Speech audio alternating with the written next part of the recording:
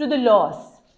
There are various laws which we'll discuss in details about the rape, but the first one in US syllabus is known as Hadood Ordinance. ठीक है, Hadood Ordinance is basically enacted in 1979 by General Zia-ul-Haq. ठीक है, where किसास and दियत जो आपने पढ़ा था injuries वगैरह में, वो तो बहुत बाद में आया, हदूद ऑर्डिनेंस शुरू में आ गया था. इसके जो इंपॉर्टेंट सेक्शंस होते हैं उसमें कवर किए हुए उन्होंने 3-4 चीज़ें, और this is a very very favourable question for the viva जहाँ पे इसकी डेफिनेशंस पूछी जाती हैं. First of all you have to know about the names, और दिमाग में अपना सोच लो दैट जिना इज नॉट रेप. आखिरी दिन भी जो बच्चे होते हैं they are going confused the zina with the rape. Zina is the fornication where the will is there. Zina bil jabr is rape. ठीक है?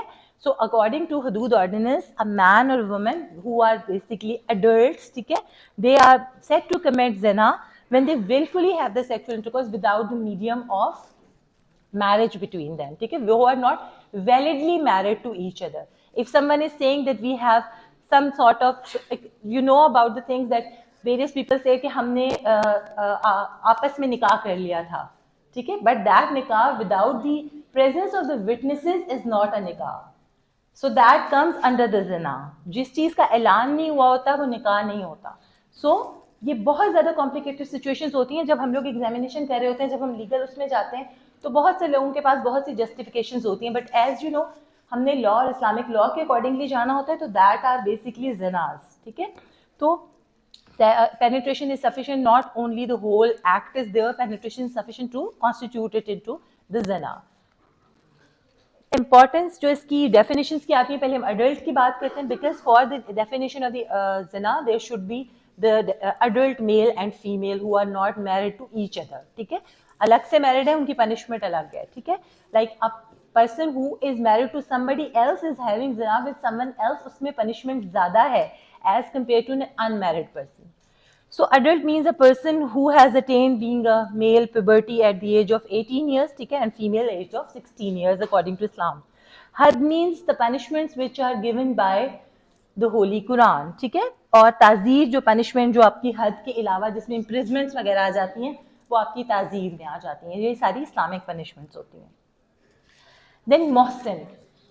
Mohsin is a person who is sane, ठीक है, or who is married to somebody, married person. So if a Mohsin performs zina with not with his wife or with someone else, उसमें punishment stone to death होती है. ठीक है, so Mohsin भी अगर word अलग से उन्होंने use किया हुआ है, if a female and male are married to each other, they both are Mohsin to each other. ठीक है, जिना में जो आपने याद रखनी है बात हदूद ऑर्डिनेंस में, which is different from the women protection bill, that in zina or zina bil jabr, basically in zina bil jabr, it is male to female or female to male. The attempt of the sexual intercourse without the will in the zina bil jabr can be from the male to female or female to male. But in women protection bill, as you know, in our situation, it is very rare, I guess 0.025% भी नहीं होगा, where the female attempts a rape on a male. That is why in the women protection bill the definition is different and it is only from the male to a female. But जब आपसे question पूछा जाता है तो यहाँ पे mostly बच्चे आधी definition बताते हैं जहाँ पे वो गलत हो जाता है, और सर हमेशा कहते हैं कि आपकी definition गलत है. एक adult, एक मुस्लिम और एक male to female and female to male, और फिर validly married to not married to each other वाला वर्ड इन केस ऑफ जिना में आएगा. जिनाबल जबर में इस वर्ड की कोई इंपॉर्टेंस नहीं है. ठीक है, तो आपने ये बात याद रखनी है कि हदूद ordinance is for both male to female and female to male. The person should be adult, the person should be Muslim, क्योंकि हद जो है वो क्रिश्चियंस पे नहीं लगाएंगे, वो क्रिश्चियंस पे उसका जो होगा ना वो डिफरेंट होगा उनका लॉज के हिसाब से. हद इज फॉर द मुस्लिम्स, तो इसलिए आपने मुस्लिम अडल्ट मेल या मुस्लिम अडल्ट फीमेल, ठीक है, वाली और वैलिड का वर्ड मैरिज में यूज करना है कि वो नोटिफाइड मैरिज होनी चाहिए.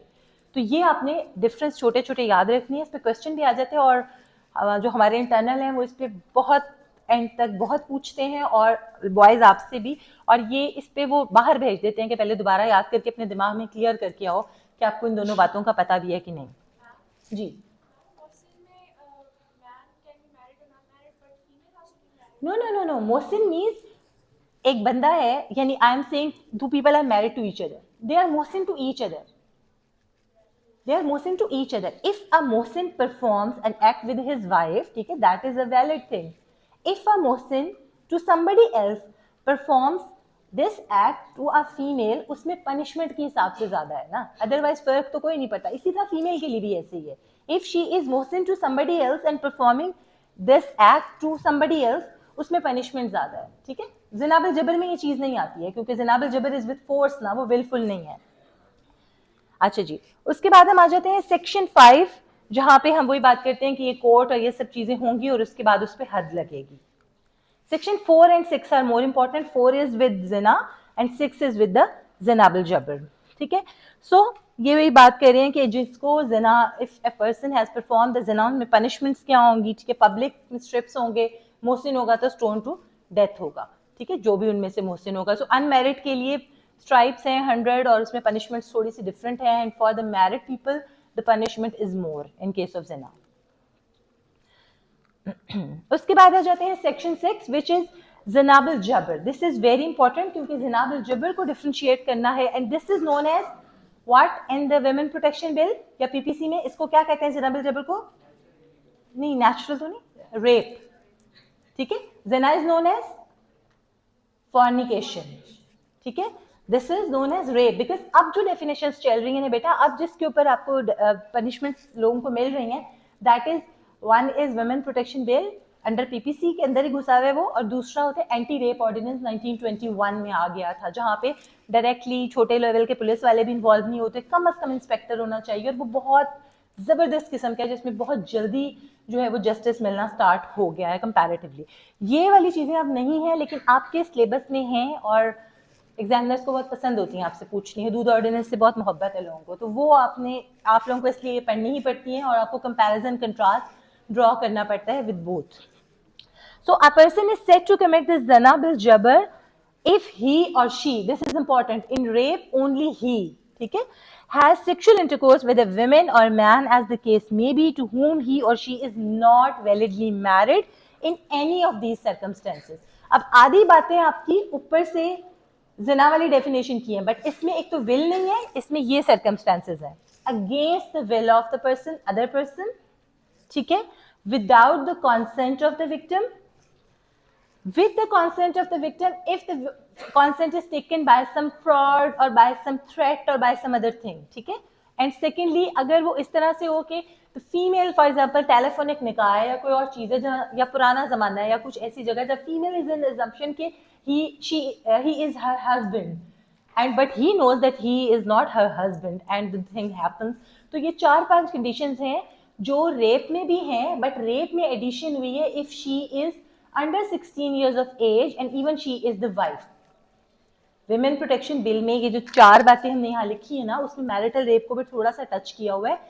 पूरा मैरिटल रेप तो नहीं, वो तो एज लिमिटेड नहीं है, बट वहाँ पे उन्होंने किया हुआ है कि अगर 16 ईयर्स से लेस है लड़की की उम्र, विद हर विल भी है एंड शी इज मैरिड भी है, तो भी ये चीज़ नहीं है अंडर 16 ईयर्स अगर है. यहाँ पे हमारे पास ज़्यादातर ये 4 बातें हैं. Against the will, without the consent, if the consent is taken by some fraud or the consent is taken by threatening. ठीक है, तो वो consent भी आपकी obviously consent के लिए free consent is होती. तो these are the 4 conditions which should be fulfilled to label the crime as zina bil jabr, and that is why it is very favorable for that person कि वो इन चीज़ों को साबित ही नहीं कर पाती थी. बिकॉज ऑफ क्या चीज़ें होती थी, आपको अगर थोड़ा सा किसी ने पढ़ा हो तो उसे पता होगा कि पुराने ज़माने में रेप के लिए ज़िना बिल जबर को साबित करने के लिए क्या करना पड़ता था. शाबाश, 4 आई विटनेसेस, और वो विटनेसेस भी तज़किया और शहूद वाले, यानी ऐसे विटनेसेस जिनकी क्रेडिबिलिटी पे बहुत सारे लोग जो है वो कहें कि ये बहुत क्रेडिबल है. अब अल्लाह पूछे कि वो कौन लोग होंगे जो बुलाए जाएंगे और वो खड़ा किए जाएंगे. और उसमें क्या होता था, वो बेचारी फीमेल नॉर्मली ज़िना बिल जबर की कंप्लेंट करती थी and at the end that complaint is converted into ज़िना, और वो खुद बैठी होती थी जेल के अंदर. ठीक है, या उसके ऊपर होता था कि इसने बहतान लगाया है. ठीक है, वो एक अलहदा आ जाता है आपका पूरा. तो वो उसकी वजह से अब इसके अंदर काफ़ी अमेंडमेंट्स हुई हैं. अब एंटी रेप में स्पेशली एविडेंसेस, डीएनए और इन सब चीज़ों को एक्सेप्टेबल किया है और चीज़ें जो है वो डिफरेंट हुई हैं.